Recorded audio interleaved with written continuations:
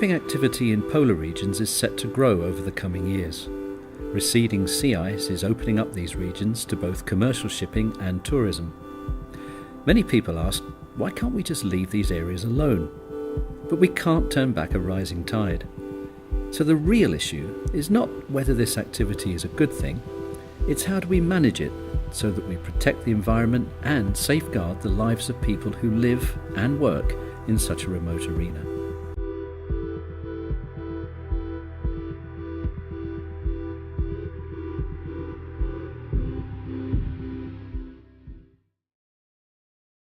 The Ocean Diamond is an expedition ship that brings eco-tourists to Antarctica.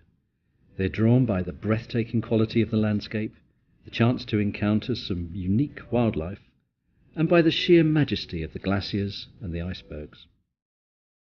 For most of them, it's quite literally the trip of a lifetime.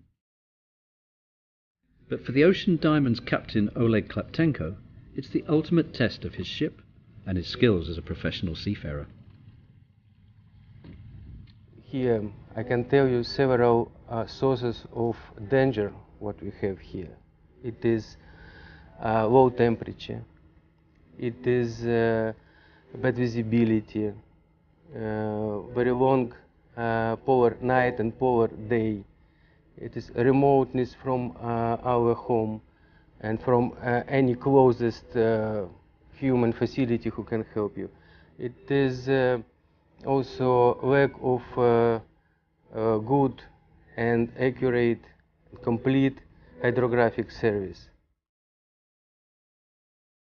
With more and more ships navigating in polar waters, IMO has addressed international concern about the protection of the polar environment and the safety of seafarers and passengers by introducing new regulations that all ships operating in these harsh and challenging waters must comply with. The Polar Code entered into force on the 1st of January 2017.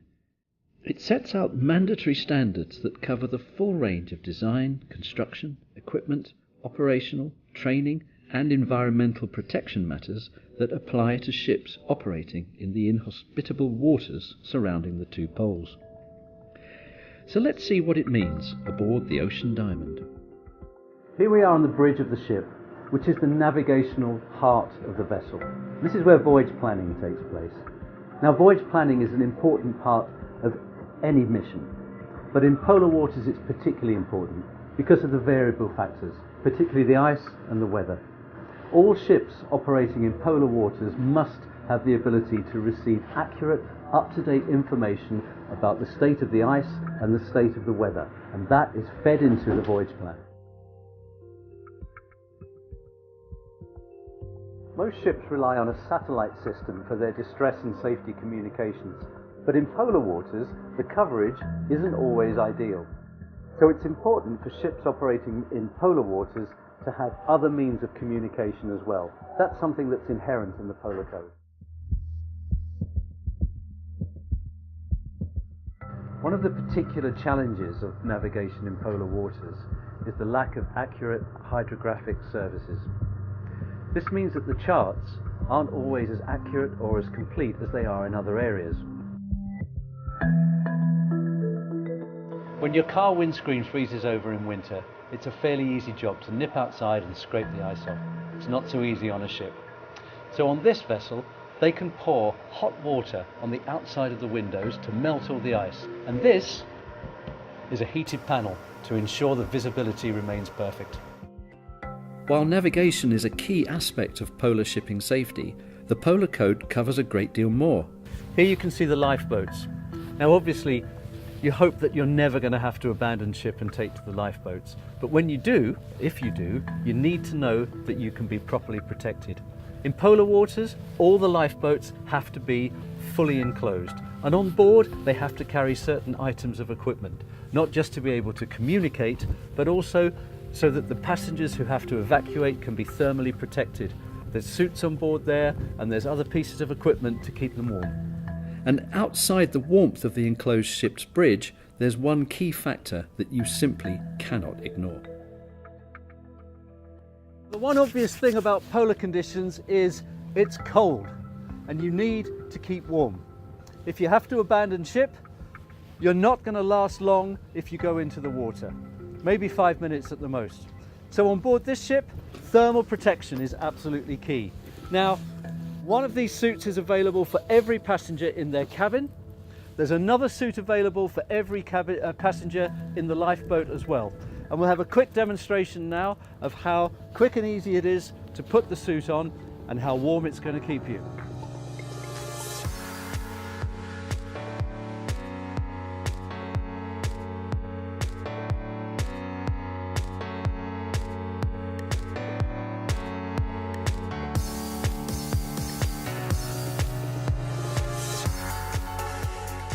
Extreme cold may reduce the effectiveness of numerous components of the ship, including deck machinery and emergency equipment. We're here on the afterdeck now, and I'm surrounded by firefighting equipment.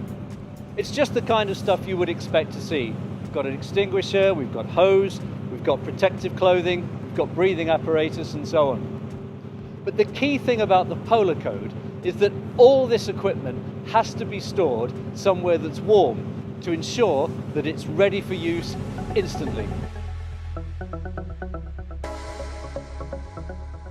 We're in the Antarctic summer now, and it's a balmy 0 degrees, but the weather and the conditions can change instantly. Ice buildup is a real problem for ships operating in these areas. It can add weight to the topsides, and it can prevent deck machinery from working properly. So a key requirement of the Polar Code is that there must be equipment available to get rid of ice from machinery and from the ship itself. It doesn't have to be sophisticated, these will do the job.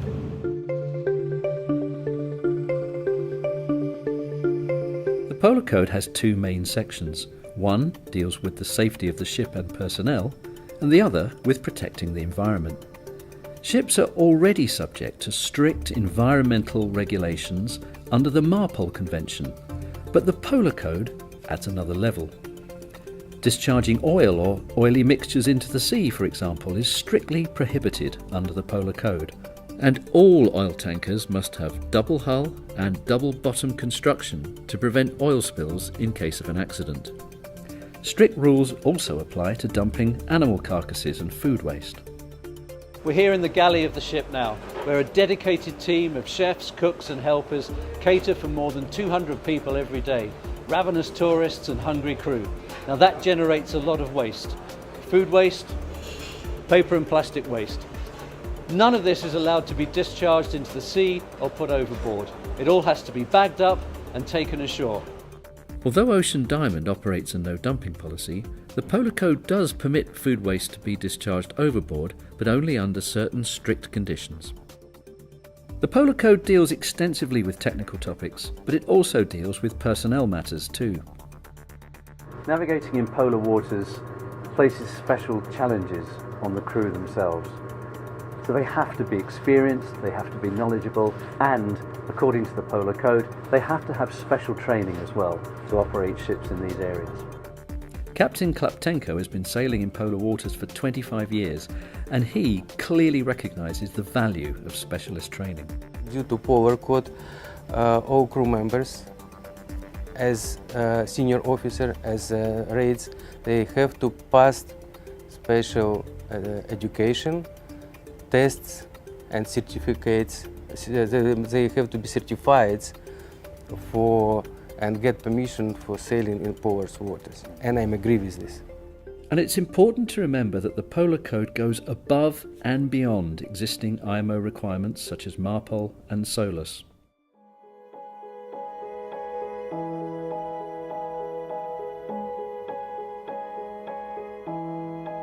All the extensive safety and environmental regulations included in these and other IMO conventions still apply to shipping in polar waters.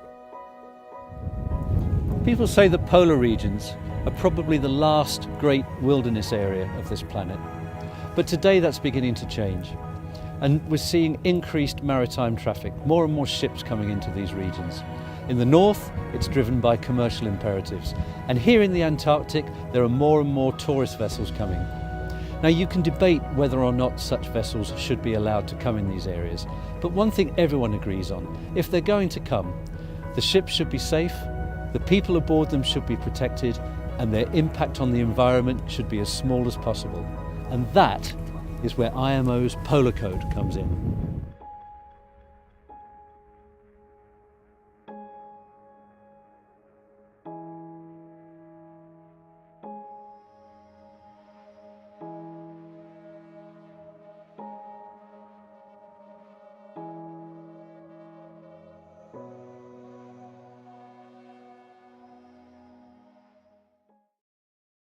They're drawn by the breathtaking quality of the landscape, the chance to encounter some unique wildlife, and by the sheer majesty of the glaciers and the icebergs.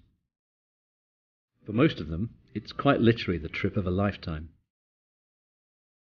But for the Ocean Diamond's captain Oleg Klaptenko, it's the ultimate test of his ship and his skills as a professional seafarer.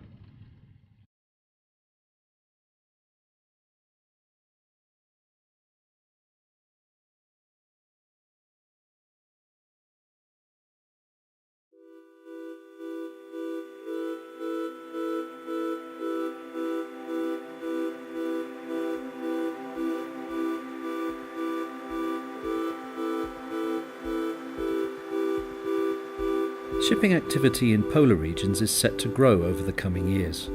Receding sea ice is opening up these regions to both commercial shipping and tourism. Many people ask, why can't we just leave these areas alone? But we can't turn back a rising tide.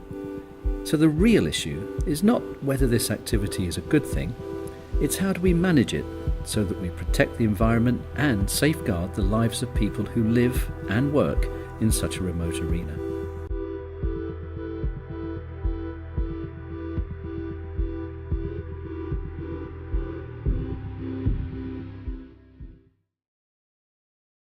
The Ocean Diamond is an expedition ship that brings eco-tourists to Antarctica. Here I can tell you several sources of danger what we have here. It is low temperature, it is bad visibility, very long polar night and polar day. It is remoteness from our